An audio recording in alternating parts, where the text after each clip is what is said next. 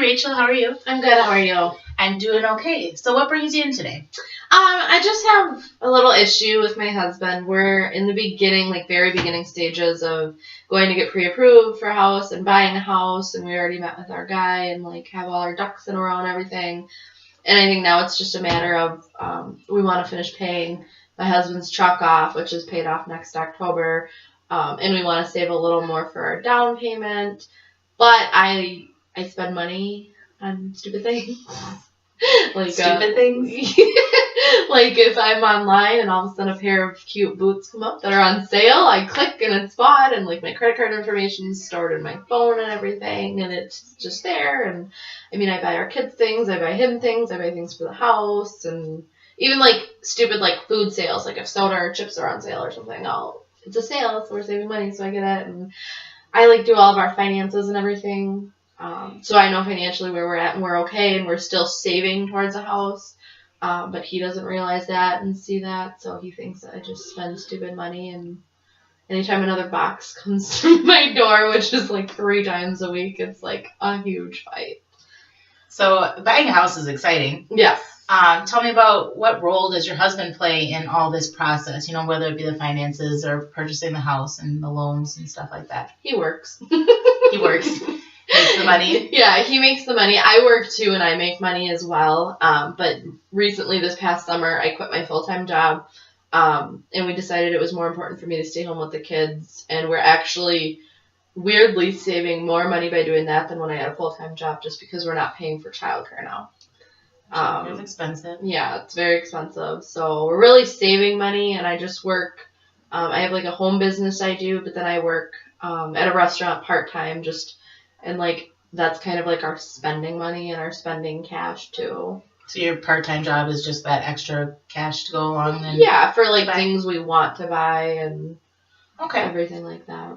So have you sat down and talked with your husband, you know, about your finances? I know you said you're in control of a lot of it, but does he kind of know where you stand? Have you shared that with him? We've had this conversation a million times. I've shown him bank statements and this and that, but I don't know. And I get it, like, I don't need another pair of shoes or boots. I know I don't, but it's always at the heat of the moment hard to pass up, or a cute outfit for my daughter, or like a new ball for my son or something. Like, it's just, I don't know. And you're really excited about moving out? Yeah, I'm actually the one that, like, encouraged it, and I think that's kind of what he's mad about. I pushed him to go see this guy. Like, he thought there's no way we're going to get pre-approved, this and that, because we have my school loans and 2 car loans, so he thought we'd have like too much credit and this and that. So we met with this guy, and it's definitely a possibility, and we can get pre-approved. We decided not to go forward with actually like getting pre-approved. Like I said, we have a couple things we want to just like get his truck paid off, and so I think he's more pissed at me about like pushing him to go do all this house stuff, and I'm still spending money. And like he said, that was the circumstances. Like, I can't spend any money, I can't do this, can't do that, but like he can go spend like $200 on a Packer ticket for his friend, and that's not a big deal. Like, I don't know. So on one hand, you're excited about getting a house and having your own place, and you know you're pushing your husband to go, you know, meet with people to get approved for a loan. But on the other hand, you're spending money when you need to save in order to have a house. Am I correct? Yeah. Okay. That's pretty much it. Well, it sounds like your husband also kind of has a little bit of a double standard with you. Have you expressed that with him and kind of shared with him, like, hey, you're buying Packer tickets, but you don't want me buying boots? Yeah, I have. It's usually not the nicest approach in the world. It usually just turns out, like, I notice we're, like, kind of nitpicking each other on one thing or another, and then it just turns into a big argument, and then we get nowhere, and I don't know. It sounds like you're not communicating very well with each other, and you're having difficulties communicating that with each other. Yeah, I think so.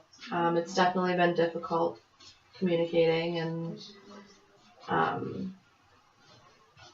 yeah, I don't know. I've just kind of, like, in this whole process, like, in the last month of, like, us fighting over this, like, I don't even, like, want a house anymore. Like, I've given up on, like, wanting that, and now that's making him mad, and it's like now he wants it more than I do, and I don't know, but in the end, like, if we buy a house, we'd be saving like $600 a month just because our rent is so much and the mortgage is a lot cheaper. And so I guess I'm kind of looking at like the long run, and he's looking at like just worrying about the down payment, which I know by like our goal for next October will be perfectly fine getting. And I don't know, we're just on two totally different pages, like financially.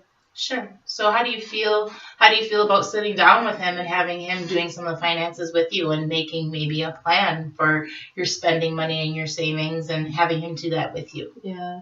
Well, when we first started dating, once we had our daughter, because we had our daughter before we got married, that's when we decided it was probably a good idea to combine our bank accounts and really like so we're always on the same page. And he was pretty much in charge of finances, and it was like his bank account. I moved everything into his bank account, and he let a few of our like accounts go into collections. We were like 6 months behind on the electric bill, and it didn't come down to like we couldn't pay it. He just forgot, and this and that. So that's when I was like, when like our third account went into collections, that's when I was like, that's it. Like, I locked him out of all the accounts. I'm in charge of the passwords now. Like, I pay all the bills. I have most of them on auto pay, and like everything's been good. So like, I'm not willing to let him do bill stuff and like finances, but I think maybe like sitting down and maybe like mapping it out and showing him what everything costs versus what we're saving, even if I spend whatever on shoes or something stupid. Sure. So I can understand not wanting to. You guys have kind of agreed that it's better if you control the finances so that you remember to pay things and whatnot. But maybe, you know, having a goal for, you know, this is how much spending money we have extra. You know, you want to go to this Packer game with your friend. I want, you know, this new pair of shoes. And show him kind of, hey, this is the extra money that we have after all. Bills are all paid and everything. And kind of discuss that with him might help a little bit, open up his eyes a little bit. Yeah, I think that'd be a good idea. Okay. Hopefully that would work. Okay. Well, it sounds like, you know, that would be a good first step to take. Sit down with your husband and kind of go over that and just kind of talk with him and see where that leads you. And we can kind of go from there. Okay. Sound good? Sounds good. All right. We'll touch base next time. Sounds good. Thank you. Yep. That was like way